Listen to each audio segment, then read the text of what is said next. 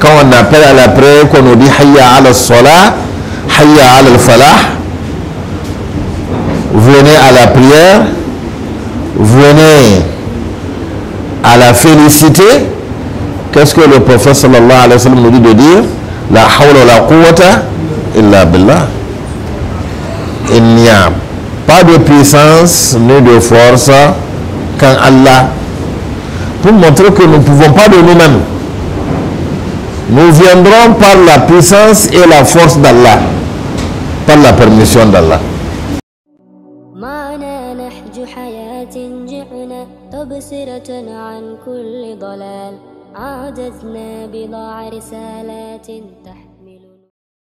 أعوذ بالله السميع العليم من الشيطان الرجيم. بسم الله الرحمن الرحيم. الحمد لله رب العالمين. أصلي وأسلم صلاة وتسليما يليقان بمقام سيد الأنبياء وإمام المرسلين. أشهد أن لا إله إلا الله ولي الصالحين،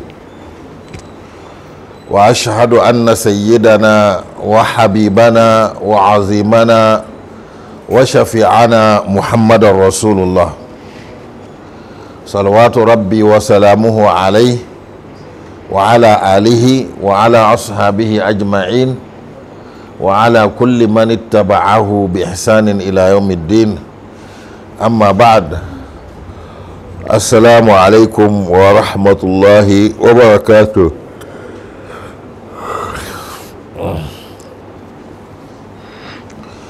Alhamdulillah, nous témoignons notre modeste reconnaissance envers Allah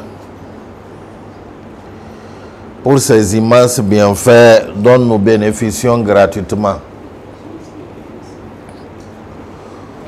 Nous attestons qu'il n'existe aucun être qui mérite qu'on place sa confiance en lui et qu'on compte sur lui à part Allah.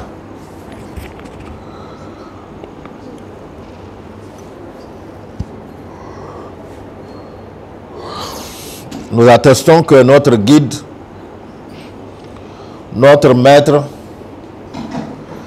et notre avocat, le prophète Muhammad sallallahu alayhi wa sallam, est le dernier des messagers ainsi que le dernier des prophètes.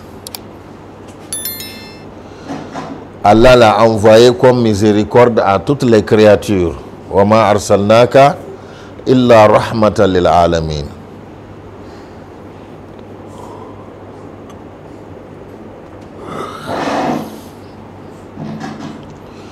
Que la paix d'Allah, la miséricorde d'Allah et les bénédictions d'Allah soient davantage sur notre maître, sur sa famille, sur ses compagnons et sur tous ceux qui l'auront suivi dans le droit chemin.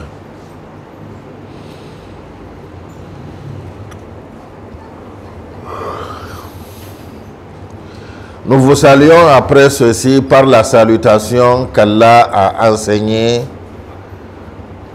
à notre grand-père Adam et qu'il nous a choisi comme salutation dans ce bas monde, et aussi qu'il a réservé comme salutation qui sera d'usage dans le paradis. Assalamu alaikum wa rahmatullahi wa barakatuh. Alhamdulillah.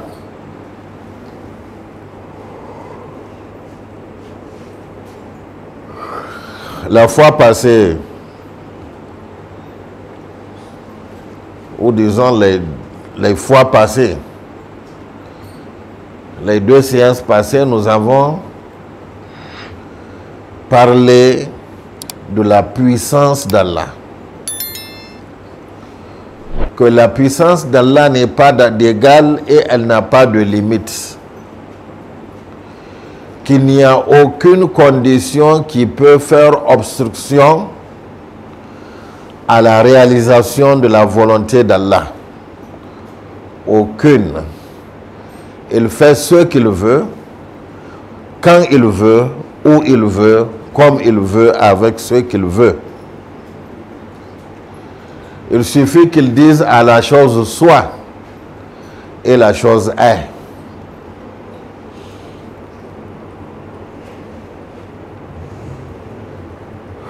Nous avons vu que sous la demande de certains mécréants,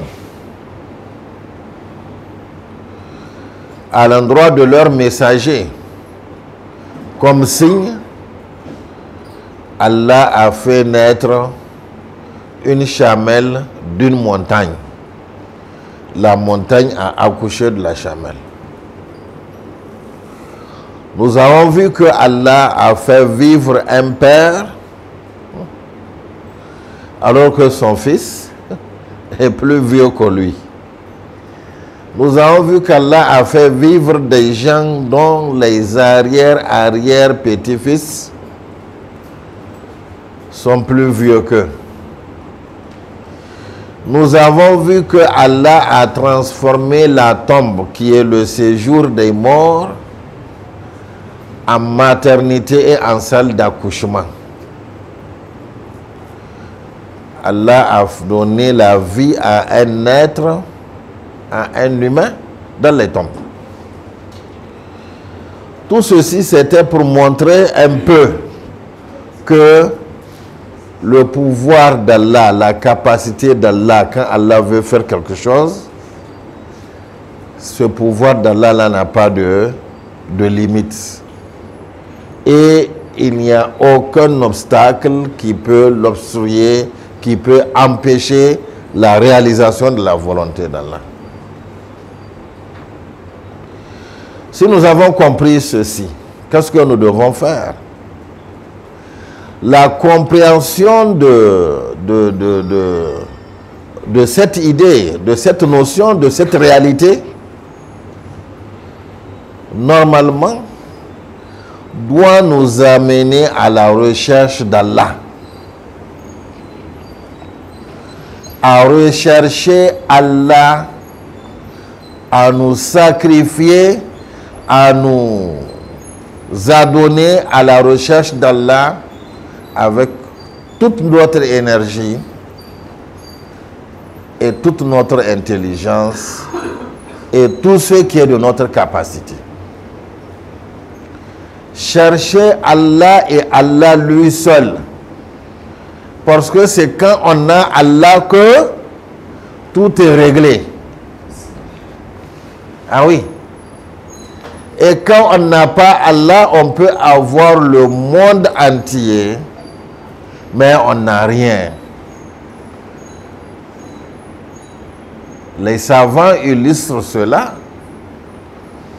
par l'histoire de Moussa alayhi salatu wassalam et de Pharaon. Au dernier instant, quand Pharaon a péri, il a péri alors qu'il avait le pouvoir. Il a péri alors qu'il avait son armée derrière lui. Il se voit puissant. Il a dit, les gens là, les faibles là, on va les exterminer aujourd'hui. Mais avec son pouvoir, son armée, sa richesse, ses magiciens, ses fausses divinités, il a péri. Il a péri. Moussa alayhi salatu wassalam, il n'avait pas le pouvoir terrestre. Il n'avait pas une armée terrestre. Mais il avait Allah. Allah lui a demandé de fuir. Il est même dans une position de fuite. Mais dans cette position de fuite-là, Allah lui a donné la victoire. Le poursuivant qui les poursuivait, parce que lui, il se voit fort, il va les écraser, il veut les exterminer. Ce poursuivant-là c'est lui qui a péri. C'est lui qui a péri. C'est lui qui a été détruit. Pourquoi? Parce qu'il n'a pas Allah. Et comme il n'a pas Allah, son pouvoir, son armée, ses magies, ses richesses et tout ce qu'il a ne lui ont servi à rien. Alors que Moussa alayhi salatu wassalam, qui avait Allah, lui, il a été sauvé. Alors qu'il n'a aucune armée, aucune puissance visible, terrestre, physique. Mais lui, il a été sauvé. Pourquoi? Parce qu'il a Allah. C'est pourquoi nous avons dit que celui qui a compris que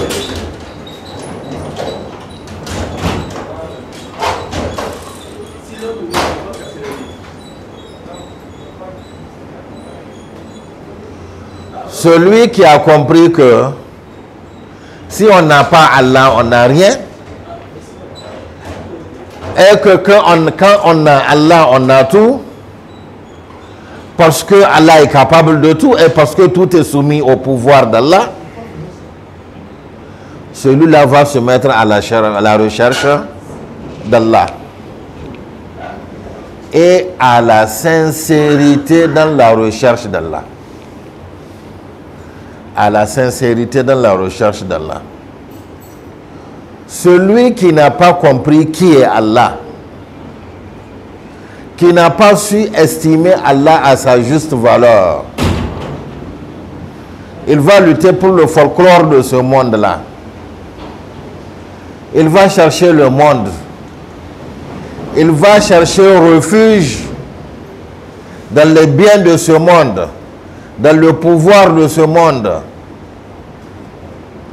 et il sera dessus.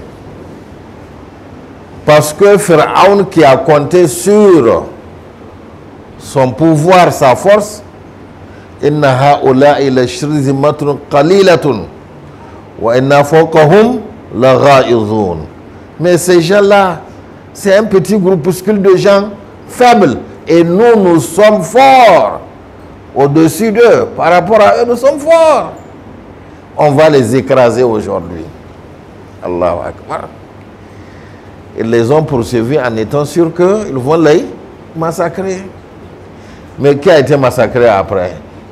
Après tout, à la fin, ce sont eux, les forts, qui ont été massacrés.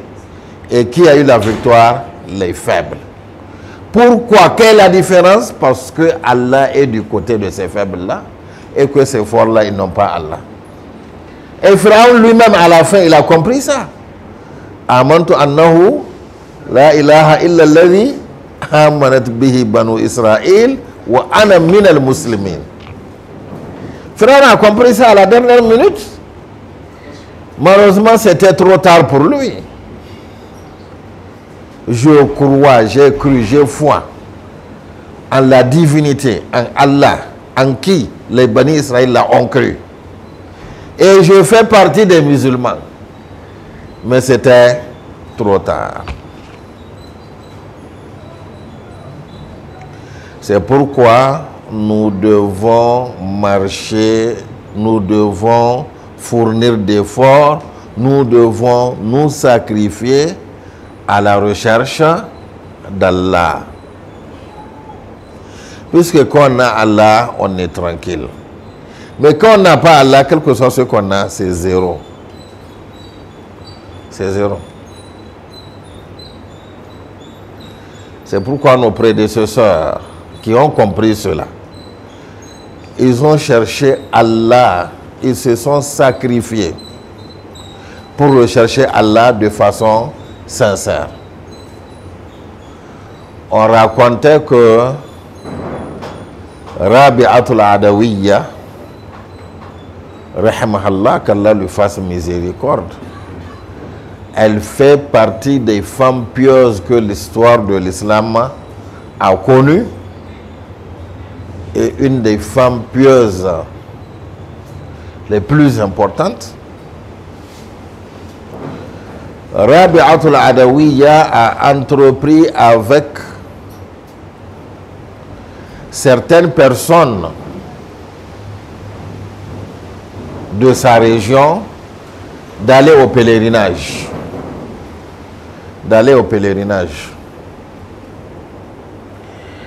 Elle a pris son chameau, elle est montée sur son chameau.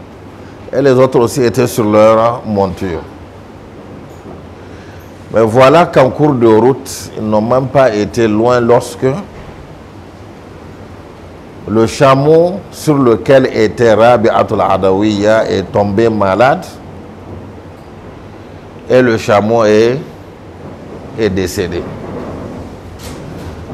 Donc, elle a perdu sa monture.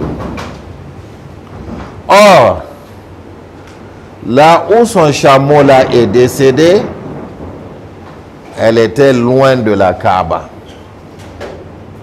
Elle était loin de la Kaaba.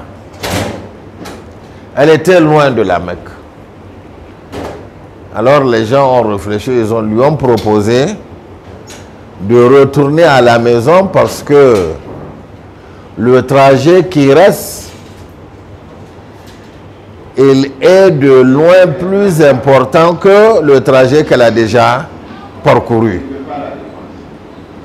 Il lui serait plus facile de retourner à la maison que de vouloir continuer son voyage. Qu'est-ce qu'elle a dit? Elle a dit, je ne vais jamais interrompre un voyage que j'ai commencé dans la voie d'Allah. J'ai commencé ce voyage-là à la recherche d'Allah, pour aller rencontrer Allah, pour aller au pèlerinage pour Allah. Je ne vais pas faire demi-tour dans ce voyage-là. Je vais continuer mon voyage à pied.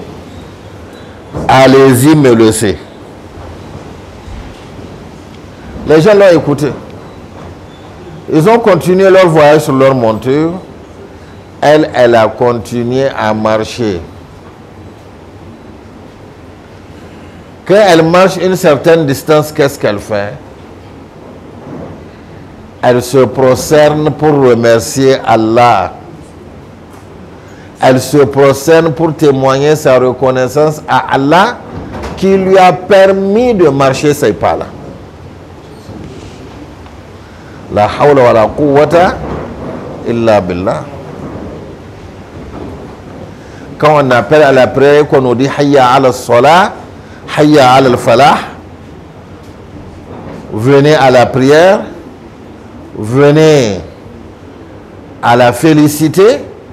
Qu'est-ce que le prophète sallallahu alayhi wa sallam nous dit de dire? La hawla wa la quwwata illa billah. Il n'y a pas de puissance ni de force qu'en Allah. Pour montrer que nous ne pouvons pas de nous-mêmes. Nous viendrons par la puissance et la force d'Allah, par la permission d'Allah.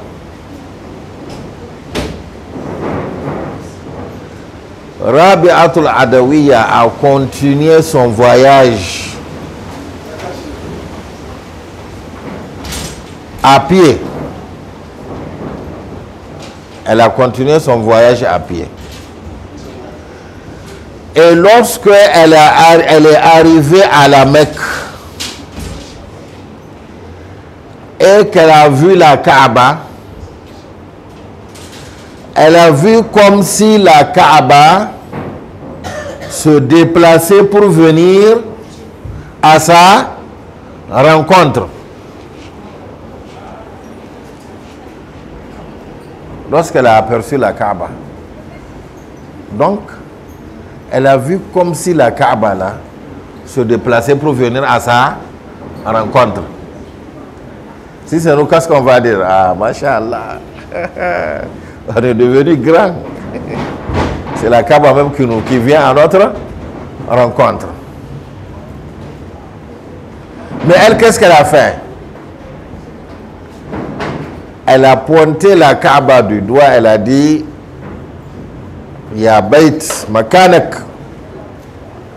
Au toit, la Kaaba. Au toit, la maison sacrée. Reste à ta place. Fa inni la uridu al-bayta walakin uridu rabb al-bayt. Reste à ta place. Ce n'est pas toi que je recherche. Mais je recherche le propriétaire de la maison. Ce n'est pas la maison qui m'intéresse, ce n'est pas la Kaaba qui m'intéresse, mais c'est le propriétaire de la Kaaba qui m'intéresse. Reste à ta place, je n'ai pas besoin de ça. Allahu Akbar. Si c'est nous, que la Kaaba vienne pour que tout le monde voit. Pour que tout le monde voit qu'entre nous et Dieu là, on est des pieux. Alhamdulillah, masha'Allah. On va même se mettre maintenant à arnaquer les gens, à les exploiter. Elle dit reste à ta place. Ce n'est pas toi que je recherche, mais c'est ton Seigneur que je veux. C'est ton Seigneur que je recherche. C'est ça la sincérité dans la recherche d'Allah. La sincérité dans la recherche d'Allah. Je suis venu pour rencontrer ton Seigneur, mais pas toi. Je veux plutôt l'agrément de ton Seigneur, mais pas ton agrément. J'ai besoin de ton Seigneur, pas de toi. J'ai besoin de ton Seigneur, pas de toi. C'est ça la sincérité dans la recherche d'Allah. Lorsqu'on a compris qui est Allah, on ne s'intéresse plus aux créatures. On ne s'intéresse plus au folklore. On s'intéresse à Allah parce que c'est Allah qui est l'essentiel.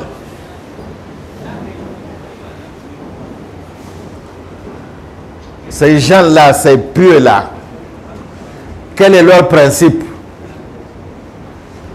Quel est leur principe? Nous retrouvons leur principe, leur mobile, dans ces vers-là que l'un des pieux a composé. Il dit Laytaka tahlu wal hayatu mariratun wa laytaka tarda wal anamu ghidabu wa layta alladhi bayni wa baynaka amirun wa bayni wa bayna al alamina kharabu idha sahha al wuddu minka fal kullu hayyinun wa kullu alladhi fawqa at-turabi turabu. Laytaka tahlu wal hayatu mariratun. Je préférerais goûter à la bonté de ta relation, même si toute la vie doit être amère pour cela. Même si toute la vie doit être amère. Donc toute la vie ne va pas être bonne pour t'avoir. Je préférais cela.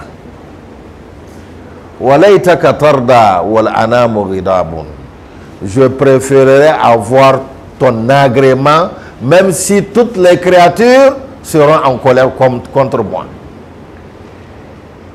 Même si toutes les créatures seront contre moi, si j'ai ton agrément, alhamdulillah, je préférerais ton agrément.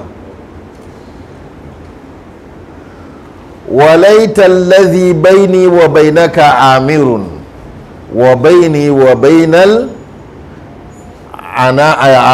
الْأَنَامُ خَرَابُ. Et je préférerais que la relation que j'ai entre toi soit bonne, solide. Même si pour cela, ma relation avec toutes les créatures ou mes relations avec toutes les créatures seront détruites. même si mes relations avec toutes les créatures seront détruites, je serai en désaccord avec toutes les créatures, je préférerais avoir ta relation. إذا صح الود منك فالكل هين. Si ton amour, j'ai ton amour, j'ai bien ton amour, فالكل هين. Tout est léger.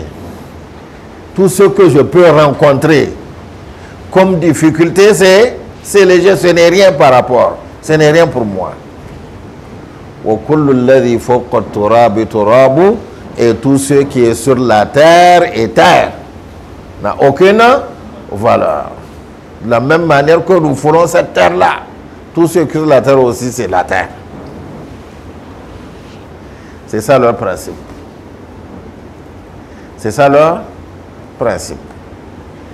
Ils préféreraient que entre eux et Allah, qu'il y ait une très bonne relation, qu'Allah les agrée, qu'Allah soit d'accord avec eux, qu'Allah les accepte, qu'Allah soit de leur côté, même si pour cela, ils doivent vivre les pires des difficultés. Même si pour cela, ils doivent rompre leur relation avec toutes les créatures. C'est Allah qui est cher. Et s'ils ont l'agrément d'Allah, pour eux, tout ce qui est difficulté est léger. Tout est léger, tout n'a plus de signification du moment qu'ils ont l'agrément d'Allah. Ah, c'est ce mobile-là qui mouvait ces gens-là. Elle est venue chercher Allah. Elle a parcouru combien de kilomètres à pied? Elle a parcouru combien de kilomètres à pied?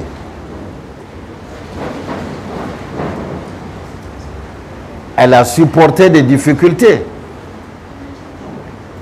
Et elle dit à la maison, c'est pas toi que je cherche. Ne viens pas vers moi, je cherche ton Seigneur. Si j'ai l'agrément de ton Seigneur, toutes ces difficultés-là ne me disent rien. Ça ne me dit rien. C'est pourquoi le prophète Muhammad sallallahu alayhi wa sallam, lorsque il a été mis sous embargo avec ses compagnons à la Mecque, on les a fait sortir de leur maison, on les a isolés. Ils ont dressé des tentes. Et on a décrété que personne ne doit commercer avec eux. Personne ne doit faire aucune transaction avec eux. On ne leur vend pas, on n'achète pas d'eux, rien. Ils sont isolés. À cause de quoi? À la recherche d'Allah. À la recherche d'Allah. Ils ont fait 2 ans sous cet embargo-là. Des compagnons rapportaient que les cuirs avec lesquels ils ont fait leur tente, c'est à ces cuirs-là qu'ils coupent pour mettre dans l'eau, pour les ramollir et manger. Et manger. Ah. Laytaka tahlu wal hayatu mariratun. Même si la vie sera amère, si j'ai ton agrément, si je suis en bon terme avec toi, ça ne veut rien dire. Le prophète sallallahu alayhi wa sallam, à un certain moment, a dit il va aller à une ville qui n'est pas très loin de la Mecque, Taïfa. Il dit il va aller là-bas, les mobiliser, leur parler, pour voir si eux, ils vont accepter son message et s'ils vont accepter que les compagnons viennent vivre là-bas. Ils sont prêts à quitter leur territoire pour Allah.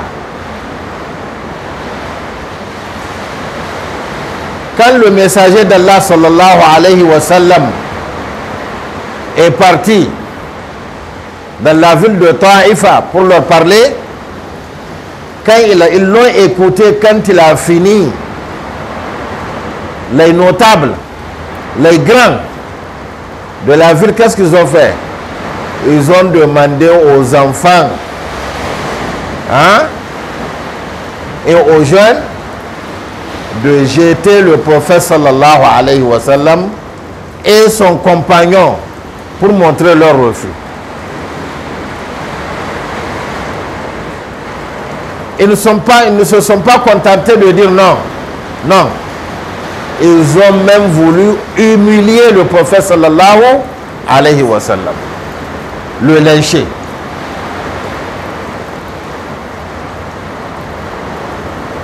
Le prophète sallallahu alayhi wa sallam et son compagnon Zayd radiallahu anhu, dans ce voyage-là, étaient obligés de quitter la ville de Taïfa sous les coups de pierre.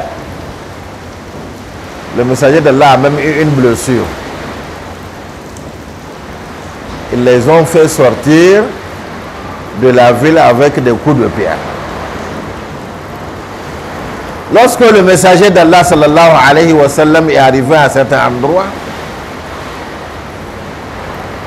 Allah a dépêché un ange. Un ange est venu le voir pour dire, Allah te dit, si tu veux, ces gens-là, comme leur ville est entourée de pierres, moi là, je vais demander aux pierres-là de se mouvoir et de les écraser tous parce qu'ils t'ont humilié.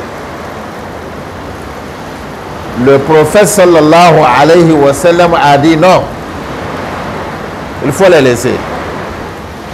Je préférerais que si eux, ils ne vont pas croire, qu'Allah leur donne des descendants qui vont avoir la foi. Et après, le messager d'Allah sallallahu alayhi wa sallam a invoqué Allah.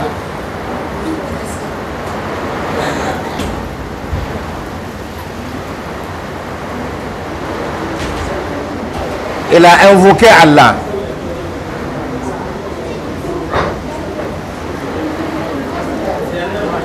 Ah, c'est un arbre.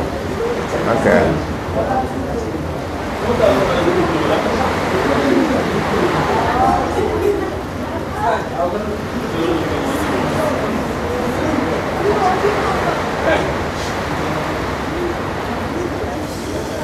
Le prophète sallallahu alayhi wa sallam a adressé une invocation auprès d'Allah.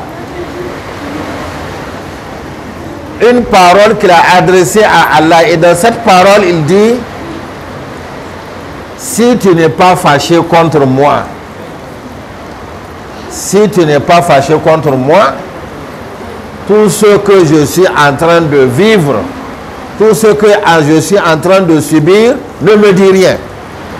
Ah, Fala Obali. Ça ne me dit rien. Tant que tu n'es pas fâché contre moi. La faim, l'embargo contre moi et mes compagnons,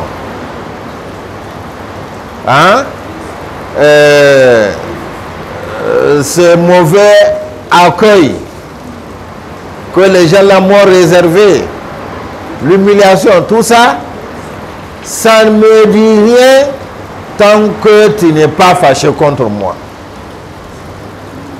C'est plutôt quand tu ne m'agrées pas, quand tu ne m'acceptes pas, que c'est ça qui va me préoccuper. Mais tout ça, ça ne veut rien me dire. C'est ça le principe de ceux qui connaissent Allah. Ils s'investissent pour Allah. Ils recherchent par Allah. Et quelles que soient les conditions qu'ils vont vivre, ça ne leur dit rien tant qu'ils espèrent l'agrément d'Allah. Tant qu'ils espèrent avoir Allah de leur côté, ça ne leur dit rien. Et ils ne cherchent qu'Allah. Ils ne cherchent pas autre qu'Allah. Ils cherchent Allah et Allah lui seul. C'est pourquoi le prophète sallallahu alayhi wa sallam, qui est notre exemple, Allah nous dit laqad kana lakum fi rasulillahi uswatun hasana. Vous avez dans le messager d'Allah, vous avez en lui un bel exemple à suivre. C'est l'exemple à suivre. Il a supporté la faim. Il a supporté l'humiliation. Il a supporté le rejet. Il a supporté la haine. Il n'y a pas ce qu'il n'a pas supporté dans ce bas monde-là. Pour avoir l'agrément d'Allah. Lui et ses compagnons, tous ceux qui le recherchaient, c'est quoi? L'agrément d'Allah. Les souffrances qu'ils ont supportées, les souffrances qu'ils ont vécues, ne les a pas découragés parce qu'ils espéraient avoir cet agrément d'Allah. Ils cherchaient à avoir cette acceptation d'Allah. Et ce qui les préoccupait, c'est justement le manque de l'acceptation d'Allah. Le manque de l'agrément d'Allah. Quand ils ont Allah, ils ont tout. Celui qui n'a pas Allah, il n'a rien. Les compagnons du prophète Muhammad sallallahu alayhi wa sallam sont arrivés à un stade où les biens de ce monde, le pouvoir de ce monde, les honneurs de ce monde, la popularité de ce monde, tout ça là leur dit rien. Quand ils voient quelqu'un qui a le pouvoir, ou qui a la richesse, ou qui a les honneurs, pour eux, ils voient un miskin. Ça ne veut rien dire pour eux. Parce qu'ils ne connaissent que la grandeur d'Allah. Pour eux, il y a un seul grand, c'est Allah. Il y a un seul riche, c'est Allah. Il y a un seul qui a le pouvoir, c'est Allah. Il y a un seul honoré, c'est Allah. Il y a un seul élevé, c'est Allah.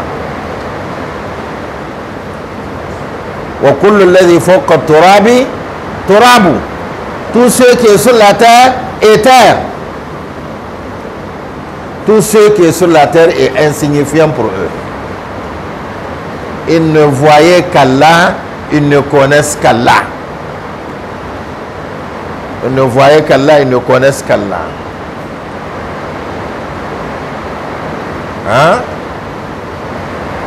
C'est pourquoi un riche, quelqu'un qui est nanti, qui se glorifiait, qui était connu de tout le monde, il est passé devant un pieux. Le pieux, lui, ne l'a même pas regardé. Pour lui, il n'est personne. Il a remarqué que il n'a pas attiré l'attention de ce pieux-là. Que ce pieux-là n'a pas été attiré, n'a pas été marqué par lui, par sa présence. Il lui a dit, mais tu ne me connais pas? Tu ne me connais pas? Moi, un tel, tu ne me connais pas? Il dit, si, je te connais. Je te connais. Tu étais une eau impure qu'Allah a transformée en caillot de sang et qu'il a façonné un être humain dont le ventre est rempli de caca. Et bientôt, tu vas devenir un mort que les termites vont manger. C'est toi comme ça, moi c'est comme ça que je te définis. Allahu Akbar. Ils ne sont pas impressionnés par les créatures. Ils ne sont pas impressionnés par les créatures. Ils ne sont pas impressionnés par les conditions des nantis. Eux, ils ne voient qu'Allah, ils ne connaissent qu'Allah. C'est ça en fait. C'est ça en fait. Et vous voyez ici, le peu là a donné la définition réelle de chaque être humain à ce vantard-là qui voulait se faire remarquer. Ah. فَلْيَنْظُرِ الْإِنسَانُ مِمَّا خُلِقَ خُلِقَ مِنْ مَاءٍ دَافِقٍ يَخْرُجُ مِنْ بَيْنِ الصُّلْبِ وَالتَّرَائِبِ. Allah dit que l'être humain regarde, qu'il considère ce de quoi il a été créé. De quoi il a été créé? خُلِقَ مِنْ مَاءٍ دَافِقٍ. Il a été créé d'un liquide vil qui est même une saleté. Un liquide qui est une saleté que lorsqu'il touche le corps, il faut laver le corps, il faut se purifier. Il a été créé à partir de ce liquide vil-là, sans importance. Et sa fin, il sera sous la terre. Et sous la terre, qui va le manger? Hein? Les vers, ainsi de suite. Quand on va le voir quelques jours, même après sa mort, si on le laisse, vous allez voir. Il va prendre de l'air. Il va exploser. Les lieux là où il se trouve là, on ne peut pas respirer. C'est ça l'être humain. C'est ça l'être humain. Donc celui qui connaît Allah et qui connaît la puissance d'Allah, la force illimitée d'Allah, celui qui fait la différence entre Allah et ses créatures, il n'est pas impressionné par les créatures, il est impressionné par Allah. Il ne recherche pas les créatures, il recherche Allah. Il recherche Allah.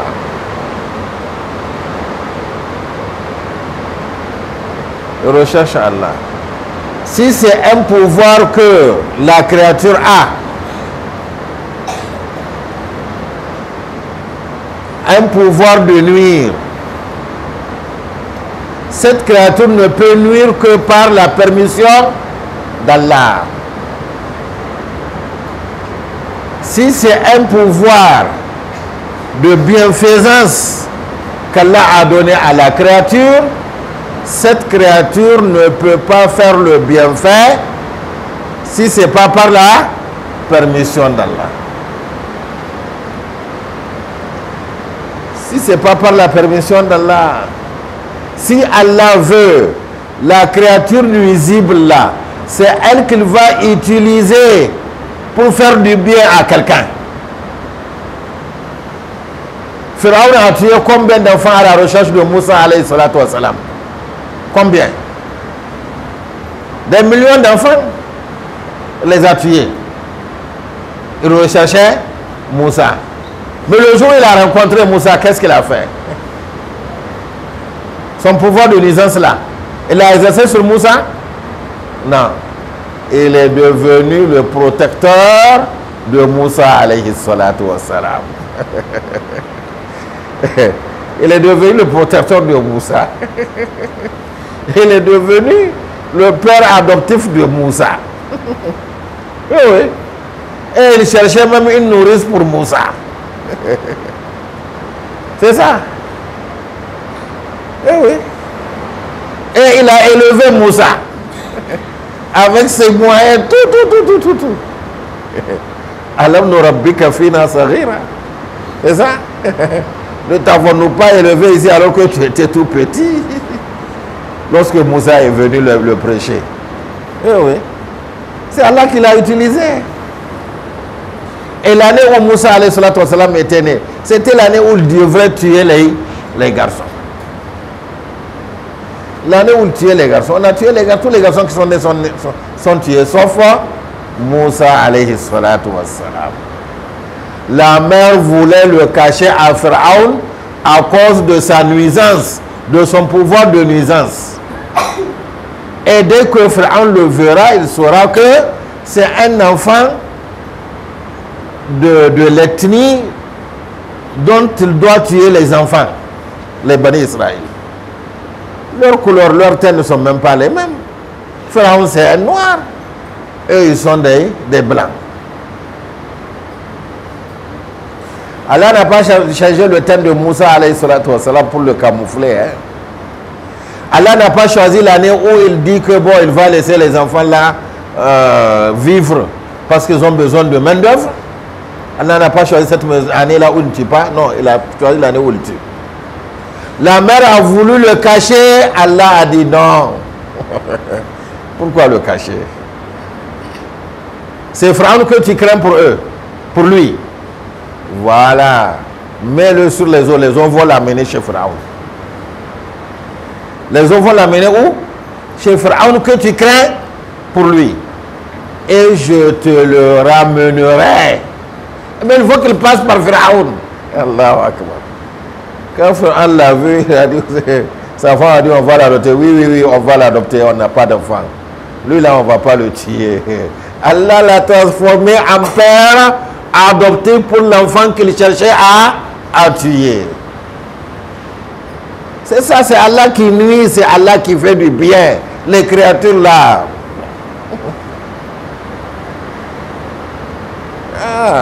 Quand on a jeté le prophète Ibrahim alayhi salatu wassalam dans le feu, c'était dans quel but?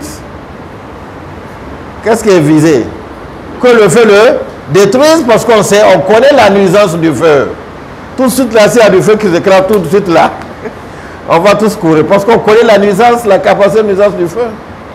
Ces gens-là ont allumé un grand feu, un feu exceptionnel pour le détruire de façon exceptionnelle. Allah n'a pas empêché qu'il le jette dans le feu. Jetez-le dans le feu. On va voir si c'est vous qui commandez le feu. Il l'a jeté dans le feu. Il est tombé dans le feu. Mais le feu ne l'a pas brûlé.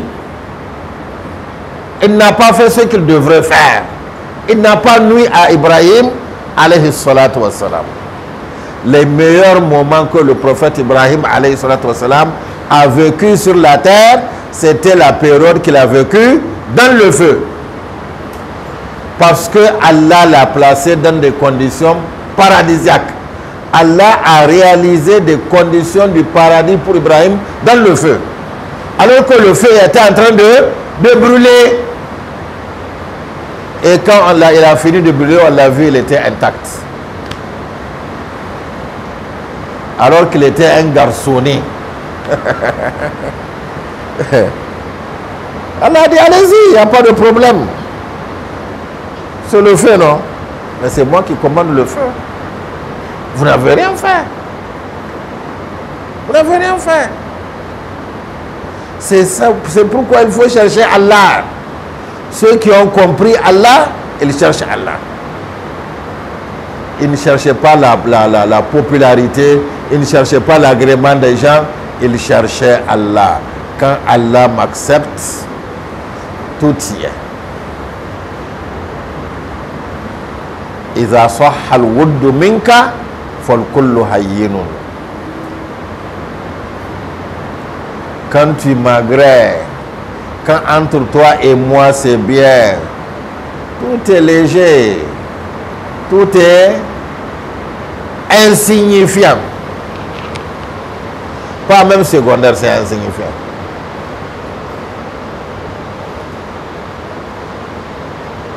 C'est ça en fait.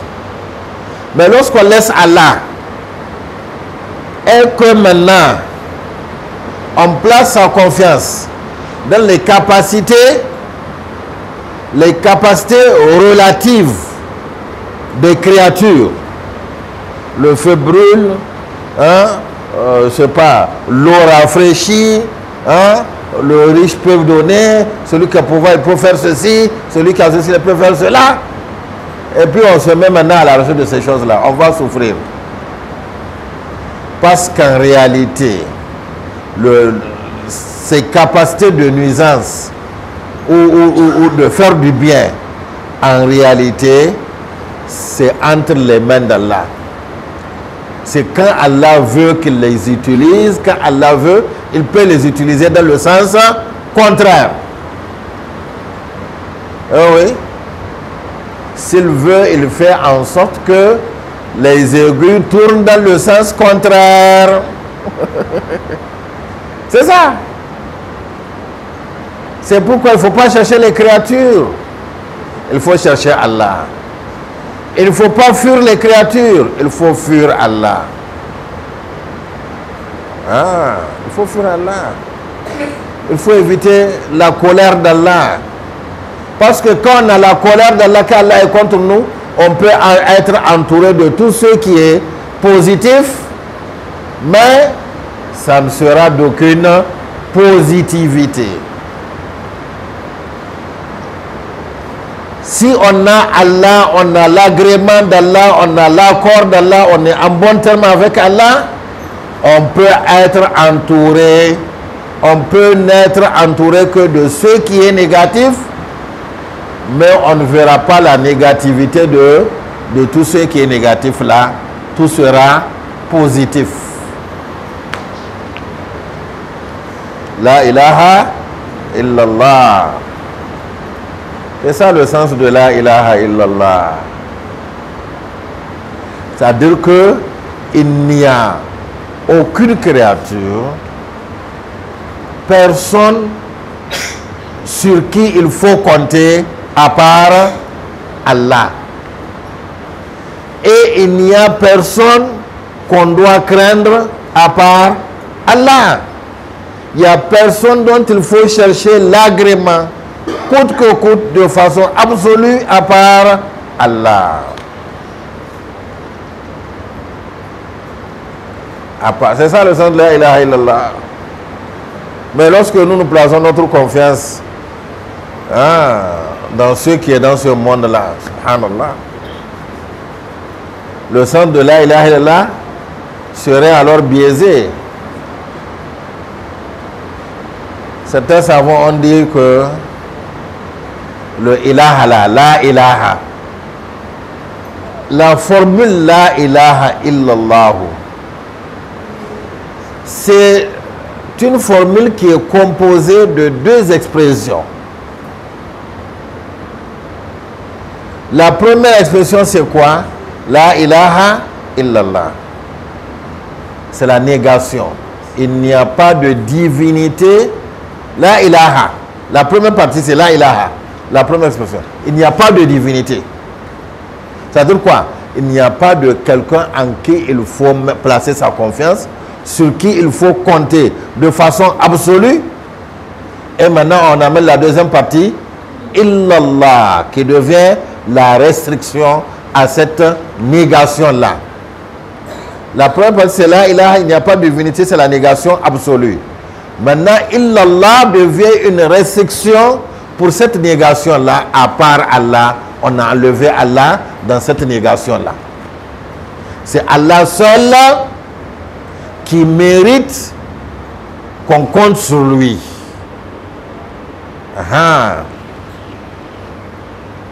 Qu'on compte sur lui. Les pieux prédécesseurs qui ont compris, même ceux qui sont entre leurs mains là, pour l'utiliser et pouvoir tirer le bien qui s'y trouve, il faut qu'ils invoquent Allah pour que Allah leur soumette ce qui est dans leurs mains là.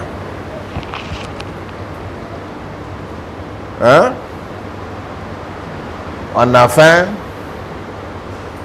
on a quelque chose dans la poche, on peut s'acheter à manger. Et il faut qu'il demande à Allah, Allah, donne-moi à manger. Et fais en sorte que ce que tu m'as donné là me procure à manger. Oh oui. Pas comme ça, bon, si c'est noir, bon, j'ai mon argent, je vais aller m'acheter le manger. C'est quoi? On a confiance à notre argent là. Et on a confiance au fait que quand on va manger, la faim là va disparaître. Si c'est un médicament qu'on veut boire, tout de suite on a confiance que dès qu'on prendrait le médicament, il va faire son travail. Mais eux, il faut qu'ils demandent d'abord à Allah parce qu'ils savent que tout est sous le contrôle d'Allah. Il faut que Allah le veuille d'abord pour que le médicament soigne. Il faut que Allah le veuille d'abord pour que la nourriture, n'est-ce pas, rassasie. Il faut que Allah le veuille pour que ce qui est positif soit positif. Il faut qu'Allah le veuille pour que ce qui est négatif soit négatif. Ils mettent Allah entre eux et ce qui est négatif. Et ils demandent à Allah de leur soumettre ce qui peut être positif. C'est ça en fait. Mais nous, non, on pense que c'est de façon absolue, c'est positif. De façon absolue, c'est négatif. On fuit. Et là, ce qui est positif, on le cherche coûte que coûte. Parce qu'on a confiance à son utilité. Comme si même si Allah ne le veut pas, ça va être utile. Alors que nous voyons devant nous des gens qui ont ces choses-là qui sont utiles, mais qui se transforment en nuisance contre eux. Subhanallah. Donc cherchons Allah. Soyons sincères dans notre recherche d'Allah. Une fois qu'on a Allah, qu'on sache que tout est bon. Quand on n'a pas Allah, ça ne va pas. On n'a pas le droit de dormir. On n'a pas le droit de croiser les bras. Il faut avoir Allah. Qu'Allah nous facilite le travail. Qu'Allah nous guide davantage et qu'il nous fasse miséricorde. Qu'Allah nous donne les bienfaits qui sont liés à ces pluies-là et qu'Allah nous épargne le mal qui peut être lié à ces pluies-là. Qu'Allah nous les utilise de façon positive.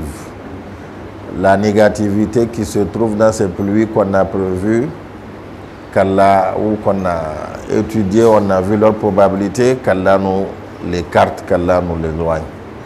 ربنا لا تؤاخذنا إن نسينا أو أخطأنا ربنا ولا تحمل علينا إصرا كما حملته على الذين من قبلنا ربنا ولا تحملنا ما لا طاقة لنا به واعف عنا واغفر لنا وارحمنا أنت مولانا فانصرنا على القوم الكافرين اللهم ارحمنا وارحم أمتنا رحمة عامة اللهم إخواننا في فلسطين والمعذبين في العالم كله والمعذبين في العالم كله اللهم ارحمهم رحمة خاصة اللهم ارحمهم رحمة خاصة اللهم فرج هموم المهمومين ونفس كروب المكروبين اللهم اقض الديون عن المدينين اللهم اشف مرضانا واغفر لموتانا وارحمهم واكرم نزلهم اللهم يسر لكل معسر اللهم يسر لكل معسر اللهم يسر لكل معسر محمد صلى الله عليه وسلم اللهم صل على محمد وعلى ال محمد كما صليت على ابراهيم وعلى ال ابراهيم وبارك على محمد وعلى ال محمد كما باركت على ابراهيم وعلى ال ابراهيم في العالمين انك حميد مجيد سبحان ربنا رب العزة عما يصفون والصلاة والسلام على المرسلين الحمد لله رب العالمين.